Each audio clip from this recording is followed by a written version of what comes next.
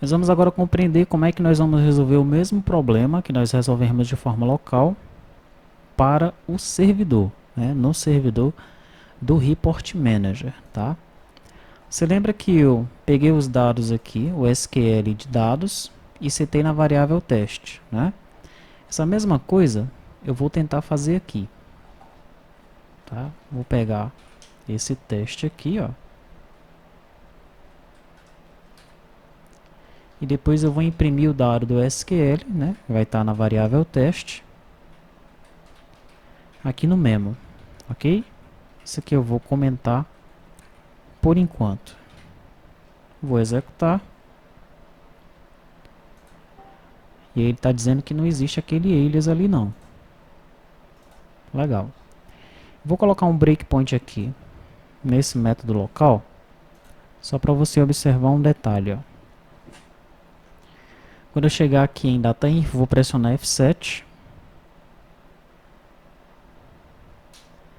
Aqui eu pus um breakpoint dentro de item by name.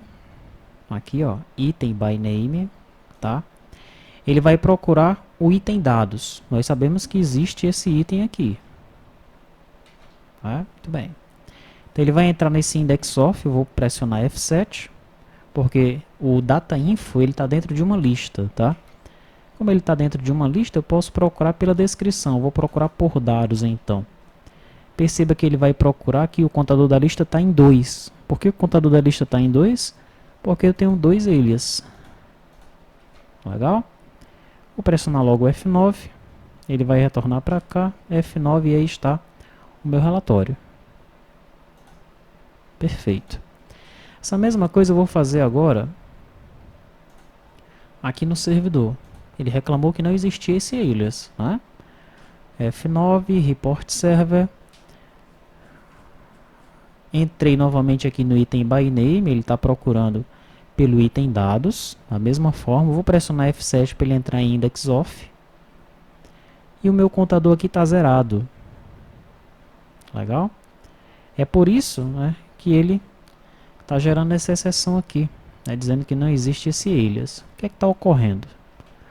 Ora, no relatório local, eu já carrego esse arquivo dentro do meu componente. Quando eu carrego esse arquivo, o que é que acontece? Ele pega todos os dados do arquivo, né, o datainfo, database info, parâmetros. Ele pega tudo isso e já carrega no meu componente. Né? Por isso que eu posso diretamente chamar aqui um param by name, chamar os parâmetros, já passar os parâmetros para o arquivo sem problema nenhum. De forma remota, eu não consigo fazer isso, porque eu não carrego o arquivo. O arquivo está sendo manipulado lá no servidor. Tá? Tanto é que para eu setar os parâmetros, primeiro eu tenho que pegar os parâmetros remotos. Né? Lembra que nós vimos isso aqui na videoaula lá para download. Tá? Eu pego os parâmetros remotos, aí sim ele carrega em parâmetros. Eu seto então esses parâmetros e depois eu executo o relatório remotamente. Tá? O relatório ele é executado no servidor, que devolve um stream, e esse stream ele é tratado aqui no cliente para ser exibido para o usuário. Tá? Legal. Então, da mesma forma que eu pego os parâmetros remotos, eu vou precisar pegar, né, da mesma forma que eu pego aqui, olha, esses parâmetros de forma remota, eu vou precisar pegar o datainfo de forma remota. Legal? Essa é a forma de eu resolver aqui o meu problema. Só que tem um detalhe, nem o componente do Report Manager, nem o servidor do Report Manager estão preparados para me devolver esse datainfo. Tá? E foi isso que nós tivemos que fazer aqui. Tivemos que alterar tanto o componente quanto o servidor. Eu vou mostrar logo para você a alteração que eu fiz no componente. Ok? Essa aqui é uma das classes do componente, né? Então eu criei esse método aí, olha, getRemoteDataInfo. Ele é bem parecido com o getRemoteParams, né? E nós podemos primeiro analisar o que acontece nesse getRemoteParams, para daí compreender como é que foi feito o getRemoteDataInfo.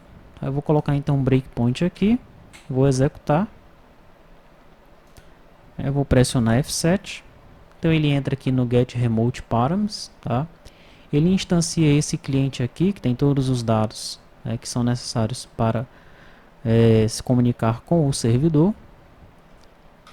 Okay, ele já se conectou, né, ele instanciou o cliente de acordo com a conexão, passando host, user, password e porta, tá certo?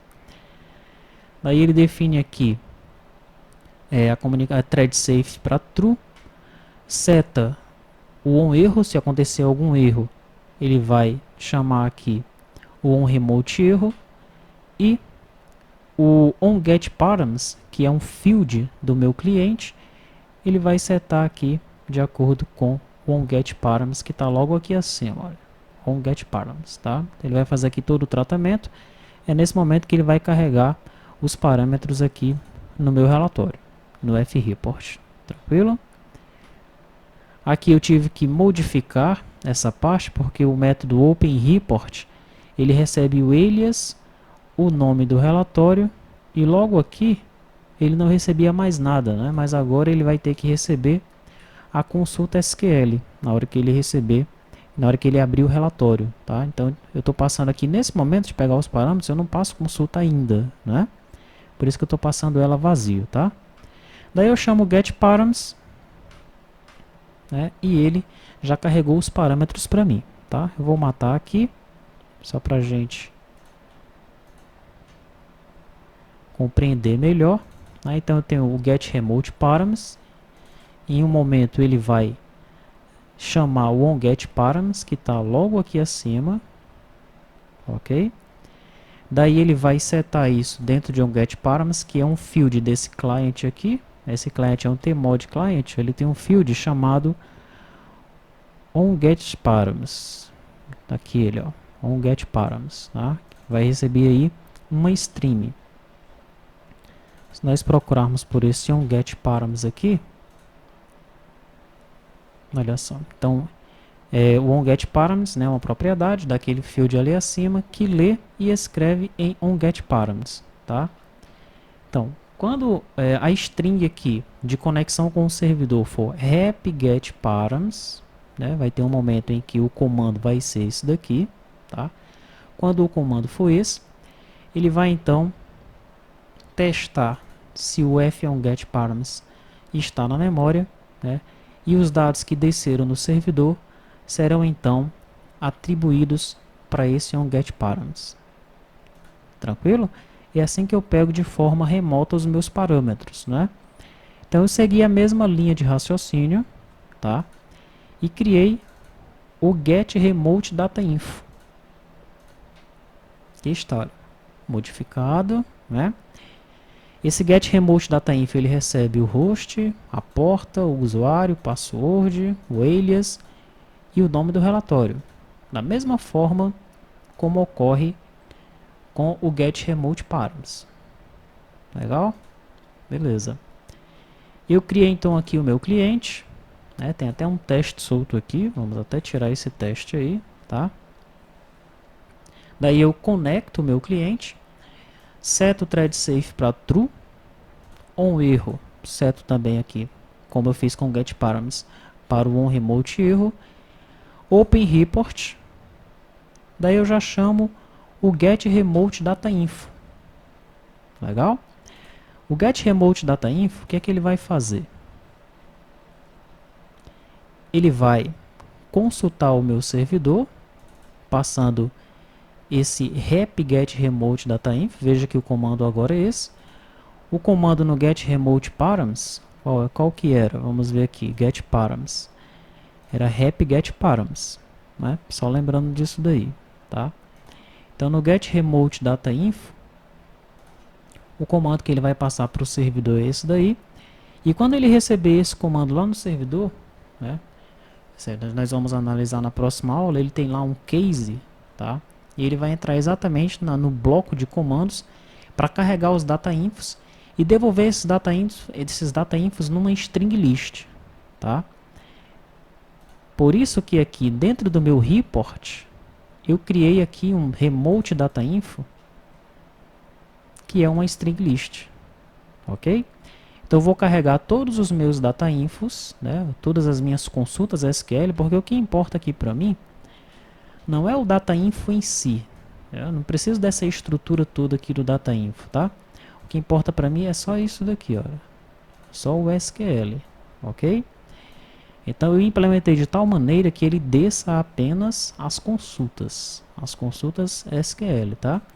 O restante aqui, alias, database, alias, isso aí pra mim não importa não, eu quero apenas as consultas, tá? Essas consultas então eu vou carregar dentro do meu string list. E esse string list vai ficar aí no meu relatório, tá? Então aqui no meu relatório, olha, depois que eu pego o data info remoto, remote data info aqui é uma string list que eu criei, uma variável local.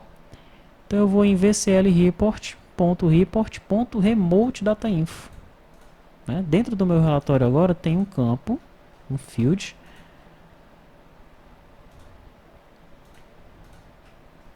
aqui ó, remote data info, que é do tipo string list, e ele vai ser devidamente carregado quando eu fizer aqui, quando eu chamar o meu get remote data info. Legal? Então eu pego todos os dados do meu remote data info e carrego aqui nesse remote data info local. E depois eu já exibo os dados desse remote data info no meu memo. E dessa forma agora eu já tenho o meu SQL. Tá? De posse do meu SQL, no meu execute remote eu vou passar o localhost, a porta, o servidor, senha, alias, o relatório e um parâmetro novo aqui, olha, consulta SQL. Esse execute remote, ele não tinha esse consulta SQL, tá? Aqui, execute remote, pronto, aqui ó, modificado, Onde eu fiz modificações, acredito eu que em todos os locais onde eu fiz modificação, eu inseri isso daqui, para ficar fácil de você verificar tudo que foi alterado aqui por mim, tá? Então eu inseri aqui um novo parâmetro, olha, adicionado o parâmetro SQL, para receber a consulta que será enviada para o servidor, tá? Então aqui está o parâmetro SQL. Quando eu abrir o relatório aqui agora, eu passo o alias, passo o nome do relatório e passo a minha consulta SQL, tá? E agora, de posse dessa consulta SQL, o servidor vai receber essa consulta aqui, ok? E vai executar a consulta de acordo com o filtro que eu defini na minha aplicação cliente, Agora, por que primeiro eu precisei receber o meu SQL mesmo, hein? Porque eu preciso saber como é que está o meu SQL e montar um novo SQL, tá? Eu preciso colocar o filtro antes do meu order by, Então, se eu tiver order by lá no servidor, o filtro tem que vir antes dele. Se eu passar apenas o filtro e ele entrar depois lá da consulta, já não vai dar certo, tá? Se eu mandar uma consulta de acordo com o que está na minha tela, também não vai dar certo, porque a minha tela lá no T2TRP, eu não tenho uma consulta SQL, eu tenho apenas o filtro. Qual é a consulta que está sendo executada lá no servidor de aplicação da T2T? Eu não sei o que é que o T2TORM está fazendo lá, Poderia até criar toda uma lógica para pegar a mesma consulta do T2TORM, já deixar ela pronta na tela e depois passar essa consulta para o Report Manager. Poderia ser assim, mas preferi fazer dessa forma, Eu pego a consulta que está no relatório, do jeito que ela foi definida para o relatório, tá? E apenas insiro aí o meu filtro, o filtro que foi definido na tela, subo essa consulta para o servidor e aí ele executa o meu relatório, ok? Então foram duas alterações, A primeira, pegamos as consultas remotas e a segunda, passamos a consulta SQL para o servidor, ok? Então quando você buscar aqui dentro dessas classes do Report Manager, você vai debugando, você vai abrindo aí as classes, tá? Daí você procura por Albert, ou por modificado, que você vai ver exatamente onde foi que eu fiz as alterações, tá certo? Na próxima aula nós vamos ver quais foram as alterações realizadas nas classes do servidor.